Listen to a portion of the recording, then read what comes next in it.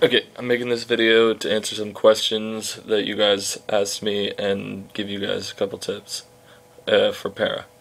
So first question, how many people drop out / don't pass pre-para and basic para?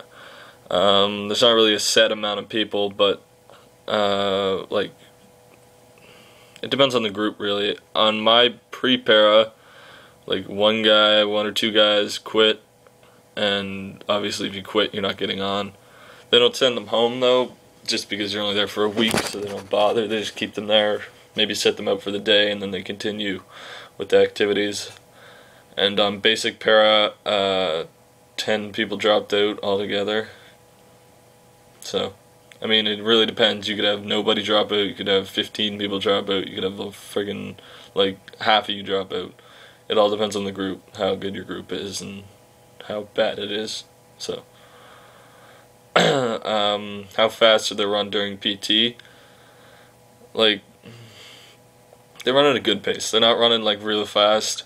They're running at like a comfortable running pace, as long as you're comfortable with running, which you should be if you go on to para.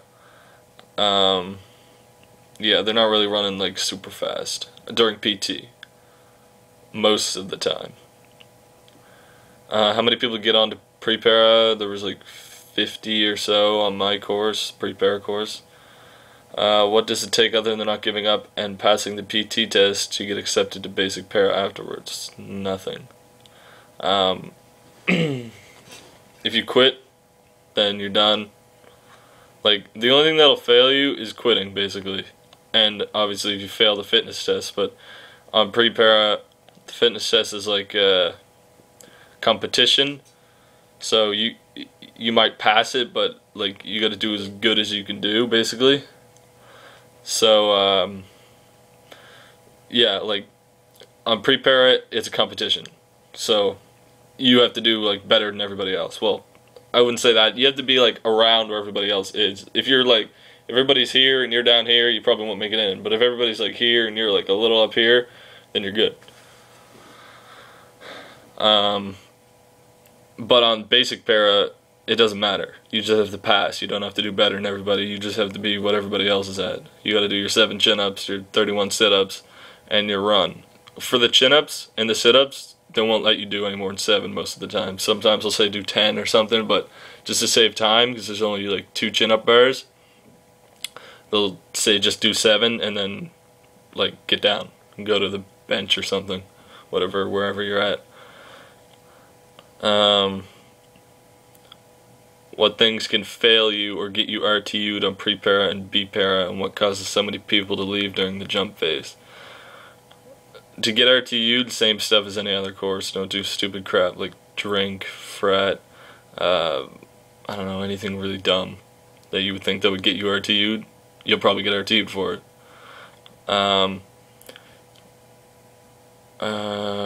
Same for both pre-para and B-para. I don't think they'll send you home on pre-para just because you're there for a week. They'll just hold you there and you probably won't do anything. But on basic para, they'll send you home. So nobody leaves during jump phase unless they like chicken out or something like that. Most of the people left during their PO checks, which is like the test at the end to see if you actually know what you're doing and you remember all the stuff they just taught you in the last 2 weeks. So, or like, yeah, no, it's like a week, I guess, in the last week and a half. And yeah, just to make sure you remember all the stuff you just learned in like the last week. Because if you don't, there's like a lot of information that's thrown at you on the course, and you got to pay attention to like everything. Like, you got to be good at getting details, basically. Get it right the first time, kind of thing. And then that's it. You got to remember everything. I'd recommend like writing it down, like getting like a notepad and each day writing down whatever. You don't have to like exactly just list it. Like we did like landings today or whatever. Just list it down. So you have a list, so you can look through your list and be like, okay, I gotta do this, and this, and practice all that and whatever.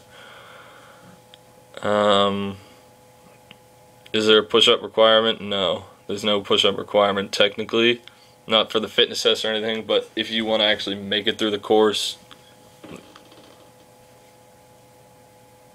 you're gonna want to be able to do like 50 to 75 push-ups, something like that. So, I mean, if you can't, you'll have a hard time. I mean, they won't kick you off if you can't do the push-ups, but they'll yell at you and you'll probably end up quitting. But if you don't, you can make it through. You'll just have a really freaking hard time. How much should I run? Like 4 times a week. That's what I did. Like start it wherever you're comfortable. Like say a mile, which isn't really a whole lot, obviously. But if you're not good at running, like if you've never ran before, start at like a mile or maybe less, and then just work your way up until you could probably calf off as like 8 kilometers or so, 5 miles, and you'd be fine if you did that like 4 times a week. But work your way up to that. Don't just like go from a mile to like 8 miles in like a month. How much should I work out? Same thing. When I was training, I still do, I guess, but like I'd run 4 times a week. I'd work out for 3 hours, and then I go outside and I run like however far I want to run, like 8 kilometers or whatever. And then once I was done that, I'd go inside and I'd do a few more things, but you don't really need to.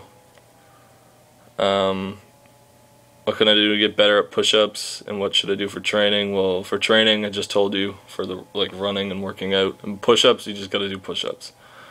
Do helmet push-ups, like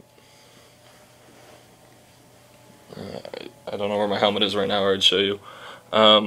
Like you put your hands on it kind of like that, and you go up and down, and if you do helmet push-ups, it makes normal push-ups seem easier, so when you go to do them, you'll be better at them. Because helmet push-ups are, I mean, they're harder, but once you get good at them, it's like the same thing.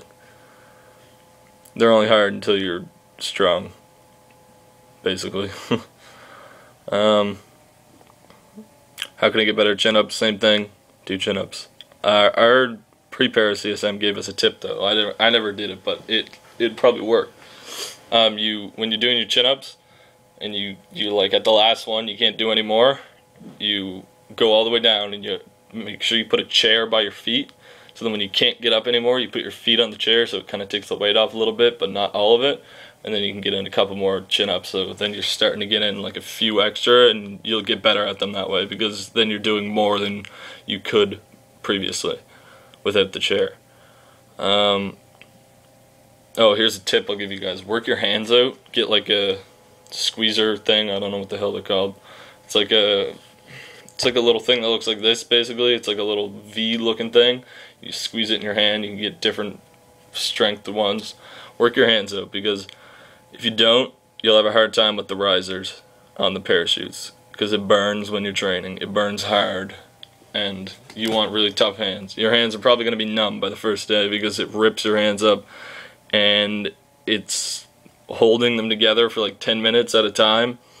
It isn't pleasant. Morning PT. What is morning PT like? Morning PT is like 2 hours right before breakfast, so you wake up at like 4:50 or so, and then you do 2 hours of morning PT, so push-ups, running, chin-ups, whatever they want you to do for 2 hours, and then you go and eat, and that's it. Then you're done. Alright, well, I guess I'll end it off there. If you guys have any more questions or you want me to show you anything, I can do that. Just ask and I'll do it. Okay, thanks.